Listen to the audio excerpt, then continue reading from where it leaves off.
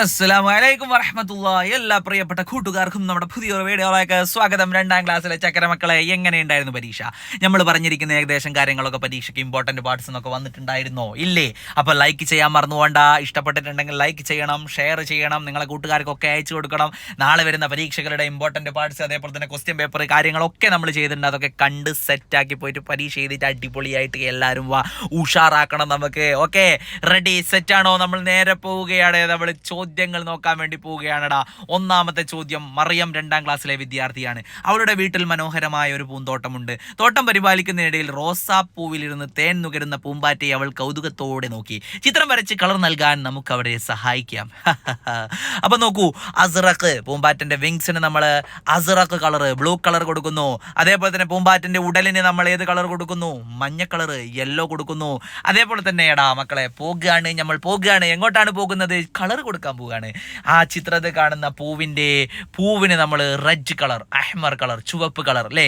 അതിന്റെ ഇലകൾക്ക് അഹ്ലർ കളർ. ഏത് കളറാണ് അഹ്ലർ എന്ന് പറഞ്ഞാൽ? മഞ്ഞയല്ലേ? മഞ്ഞയാണോ? അല്ല, പച്ച കളർ കൊടുക്കുന്നു. റെഡി, സെറ്റ്, പോവുകയാണ് അവളുടെ അടുത്തേക്ക്. മറിയമിന്റെ പൂന്തോട്ടം കാണാൻ കൂട്ടുകാരൻ അമീൻ അവന്റെ പിതാവിന്റെ കൂടെ വന്നു. മറിയം അവരെ സ്വീകരിച്ചു അല്ലേ? അപ്പോൾ ഇവിടെ ബ്രാക്കറ്റിൽ അബീ കൊടുത്തിട്ടുണ്ട്. അബീ എന്ന് പറഞ്ഞാൽ എൻ്റെ ഉപ്പ, ശുക്രൻ എന്ന് പറഞ്ഞാൽ താങ്ക് യു, മസാ ഉന്നൂർ എന്ന് പറഞ്ഞാൽ ഗുഡ് ഈവനിങ് അല്ലേ? മസാ ഉൽ ഖൈർ എന്ന് പറഞ്ഞാൽ മസാ ഉന്നൂർ എന്ന് മറുപടി പറയാം. മൻ ഹാദ എന്ന് ചോദിച്ചു കഴിഞ്ഞാൽ ഹാദ അബീ, എൻ്റെ ഉപ്പയാണിത്, തഫല്ലൽ, പിന്നെ ശുക്രൻ, അഫ്വൻ, അത്രയേ ഉള്ളൂ. പിന്നെ അടുത്ത നോക്കാം.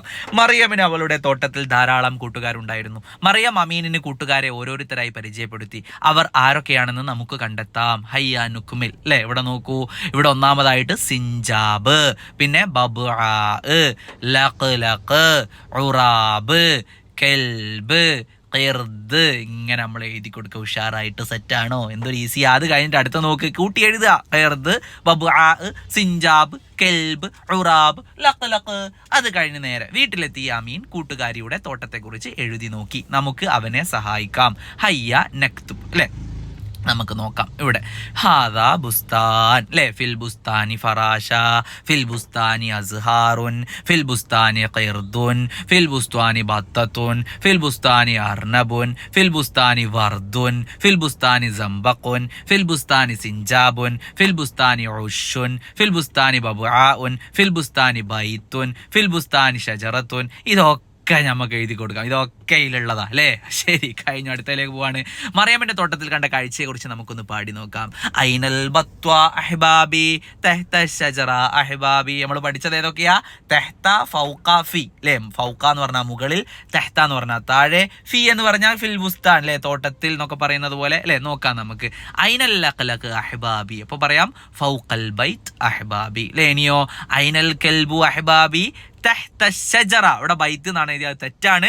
തഹ്ത ഷജറ എന്നാട്ടോ വേണ്ടിയത്. തഹ്ത ഷജറ അഹ്ബാബി. അപ്പൊ ഈസി ഫുൾ, അങ്ങനെ പറയാല്ലേ? ഈസി ഫുൾ അടിപൊളി പരീക്ഷയായിരുന്നു. എല്ലാ മക്കൾക്കും നല്ല മാർക്ക് ഉണ്ടാവുമെന്ന് പ്രതീക്ഷിക്കുകയാണ്. അടിച്ചു പൊളിച്ച് അടുത്ത പരീക്ഷകൾ ഉഷാറാക്കി എഴുതി വാടാ.